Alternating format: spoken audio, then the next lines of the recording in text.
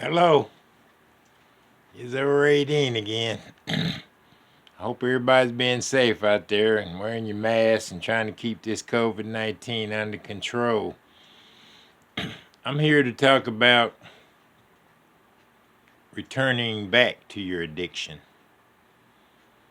I've seen quite a few people that I knew that was 5 years clean, 10 years clean, 15 years clean, 20 years clean, and they went back to their addiction. The Bible states something like a dog returning to their vomit. And that's the way I see it. I know it's a day by day process of trying to stay clean, and that's why they say we only have one day at a time. That's what the program of NA and AA teaches us, one day at a time. If you can be clean for one day, it's a miracle. But then I see these people that goes back and really believe they're happy. I don't have a heaven or hell to put them in. I cannot judge them, and I don't know what they went through or what button was pushed in their mind to go back, I call it, to their pacifier. Because I used drugs a long time and drank alcohol a long time, 27 years. And I've been clean for 31 years, only by the grace of God. It was God's grace that took that demonic spirit out of me. Every time I got high, I went to jail. Every time I got drunk, I went to jail. It was like an invite to jail. But now, since the COVID is here, a lot of people not going to jail. Getting shot. Oh yeah, we're getting shot, but we're not going to jail. And now that the COVID is here, a lot of people not getting busted. And the police are really not pulling over that many people. 2020's been a heck of a year, man. And they're talking about the new normal, and people are still in the old normal. Because if you didn't get rich at selling dope last year, why do you think you're going to get rich at selling dope this year? If you didn't get high enough last year, why do you think you're going to get high enough this year? If you think the drugs got rid of the problems and issues that came in your life, drinking and drugging and others, why do you think it's going to get rid of the problems now? I know some people need medication, and I call drug use self-medication. People self-medicate. They can't sleep, so let me drink a beer. They can't deal with the way people are messing with them, so let me smoke a joint. I can't take this stress and anxiety, so let me hit some crack. Or let me do a line of cocaine. I've been there, done that, bought the t-shirt. It didn't get no better. That's for me, it didn't get no better. It got worse. Because I got the more thing. I want more, I want more, I want more. I couldn't be satisfied with just a little buzz. I couldn't be satisfied with one or two beers. I'm going to call it a night, Joe. I couldn't do that. I kept drinking. I kept doing drugs. Non-stop. Every time you had something, I was gimme, gimme. Smoke a blunt, drop a pill, do a line, shot of dope. I did all of that. So you think I am not happy that God took that from me? I can't stop thanking him enough for relieving me from that. It's other things in life he took from me. I asked him to. Please remove it. It didn't happen right away. And that's what throws people off. When you spend all your money and you burn all your bridges and you're sitting there, you ain't got no cigarettes, you ain't got no friends, you ain't got no one to talk to, and you can't get any more dope, and so you say a little prayer.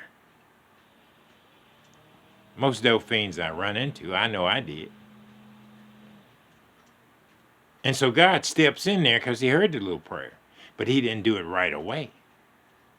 That's why they say one day at a time. That's all we got. There's nothing you can do about yesterday, and you definitely can't do nothing about tomorrow. Just for today. Sound like an NA meeting, don't it? But if it wasn't for the meetings, I wouldn't be where I am today. The meetings saved my life. And I tell them all the time when I go back in there and share my experience, strength, and hope. Meetings, if someone saved your life from drowning when you were going down the fourth time and finna drown, you ain't got no more air, and they pull you up and you saw their face, you would never forget them. And every time you see them, you'd have to speak to them. And every time you see them, you'd be thanking them for saving your life. Well, Narcotics Anonymous saved my life.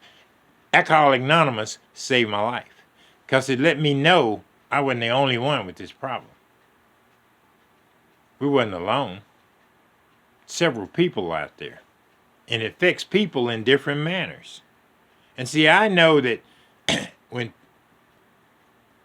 I relapsed on another addiction called money, that's when I went to trying to sell some dope. I didn't realize that because I was clean. I said, well, I'm clean and sober. That's all I had to worry about. But I went to trying to sell some dope, and the more money I was getting, the more I wanted. I wanted more. Easy money.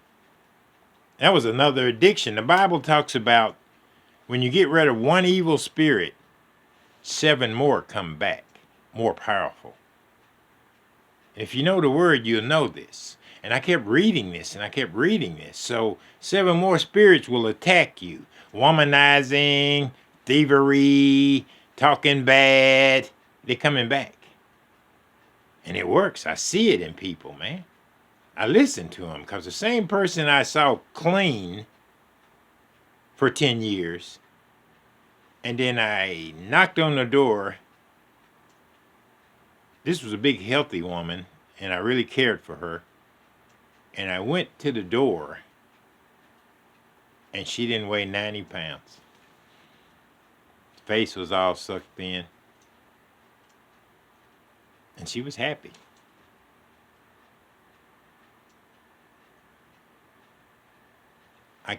Addiction's like an old friend, man. We finally got rid of them because they was causing chaos and mayhem. But then we invite them back into our lives and more chaos and bigger chaos and mayhem. But we think we got it under control. And that's one of Satan's tricks, is deceive you. He deceives. He's a great liar. He's the father of lies. And some people are incapable to be clean. I realized that today. They need it. So what do? Because sooner or later the mind becomes reprobated. That's what the Bible says. And they just talk any kind of bubble talk and think they're making sense. I thank my higher power, which I choose to call Jesus Christ, for saving me and putting me back on track.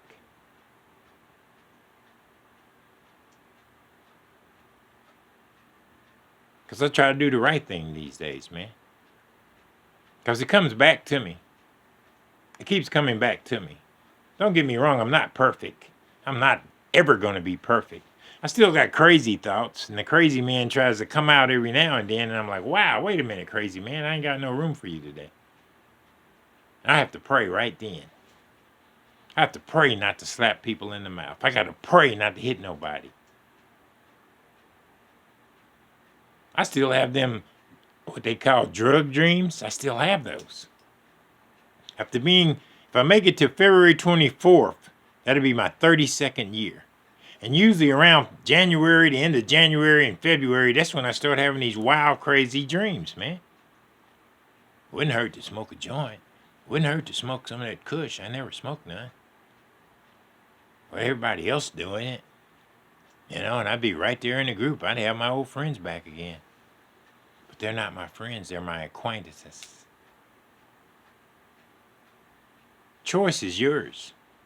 I choose not to get high today. I wouldn't be alive if I was still getting high.